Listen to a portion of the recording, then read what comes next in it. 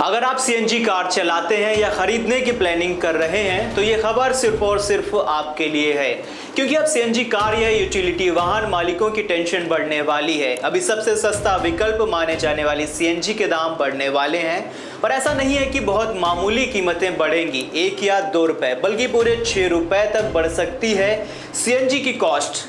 अभी टेंशन सिर्फ आपकी यानी वाहन मालिकों की ही नहीं है, बल्कि गैस सप्लाई करने वाली कंपनियों की भी बढ़ गई है। तभी तो सरकार की सिर्फ एक अनाउंसमेंट के बाद इनके शेयर 10 से 12% नीचे लुढ़क गए हैं। तो आइए इस वीडियो में समझते हैं कि सरकार ने आखिरकार ऐसी क्या घोषणा कर दी है, सीएनजी के दाम क्यों बढ़ने के आसार हैं और गैस सप्लाई करने वाली कंपनियों के शेयर्स लगातार क्यों लुढ़कते जा रहे हैं। आइए समझते हैं विस्तार से। नमस्कार, मैं हूं अविराज और आप देखना शुरू कर चुके हैं राइजिंग भारत।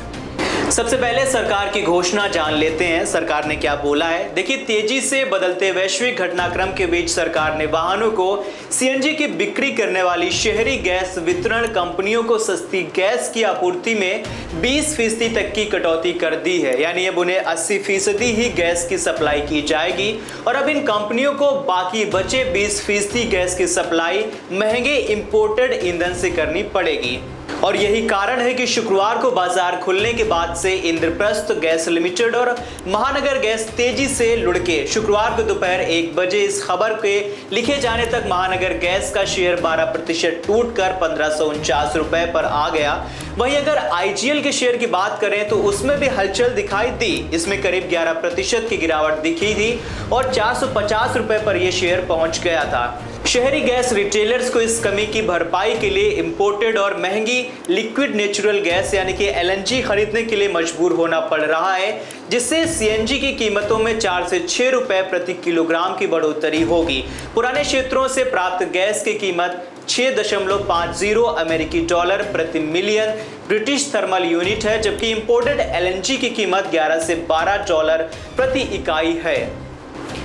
सूत्रों के मुताबिक फिलहाल रिटेलर्स ने सीएनजी के रेट्स नहीं बढ़ाए, क्योंकि वे इसके समाधान के लिए पेट्रोलियम और नेचुरल गैस मंत्रालय के साथ बातचीत कर रहे हैं। एक विकल्प यह है कि सरकार सीएनजी पर 14% एक्साइज ड्यूटी में कटौती करे। वर्तमान में केंद्र सरकार सीएनजी पर 14% एक्साइज ड्यूटी वसूलती है, जो 14 से 15 रुपए प्रति किलोग्राम बैठती है। अगर एक्साइज ड्यूटी में कटौती की जाती है तो रिटेलर्स को बढ़ी हुई लागत का बोझ कंज्यूमर्स पर नहीं डालना पड़ेगा।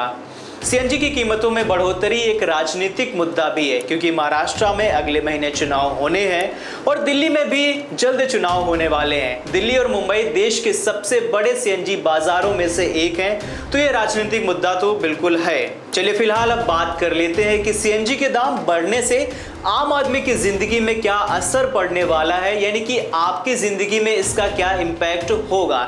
देखिए, अगर सीएनजी की सप्लाई में कटौती होने से वितरण कंपनियों को ज्यादा रेट पर इसे इंपोर्ट करना होगा। अब कंपनियां बढ़ी हुई जो कीमत चुकाएंगी उसका थोड़ा सा या कह सकते हैं कि एक ठीक ठाक बोझ आम इंसान पर डाला जाएगा, यानी कि खाने पीने का सामान जैसे कि सब्जियां, फल आदि की काफी चीजों को गाड़ियों के माध्यम से एक जगह से दूसरी जगह पहुंचाया जाता है। सीएनजी के महंगे होने से इनका ट्रांसपोर्ट महंगा हो जाएगा। सीएनजी महंगे होने से इसका आसार सीएनजी वाहनों की बिक्री पर भी देखा जा सकता है। अभी सीएनजी और पेट्रोल की कीमत में ज्यादा अंतर नहीं है। अगर सीएनजी की कीमत बढ़ जाती है तो ये पेट्रोल की कीमत के और करीब आ जाएगी। ऐसे में हो सकता है कि लोग सीएनजी गाड़ी खरीदने का विचार छोड़ दें या फिर खरीदना थोड़ा सा कम कर दें। मोटामोटी सीएनजी की गाड़ियों की सेल घटने के आसार हैं। इसका असर पब्लिक ट्रांसपोर्ट में भी देखने को मिलेगा, क्योंकि सीएनजी से चलने वाले जैसे ऑटो, बस आदि का किराया बढ़ सकता है। ऐसे में आम जनता पर महंगाई का और बोझ बढ़ जाएगा। तो लाइक, शेयर, कमेंट करके जरूर बताइएगा और आगे फ्यूचर अपडेट्स के लिए, जानकारियों के लिए सब्सक्राइब कर लीजिए राइजिंग भारत को। मिलते हैं नेक्स्ट वीडियो में, तब तक के लिए शुक्रिया, अलविदा।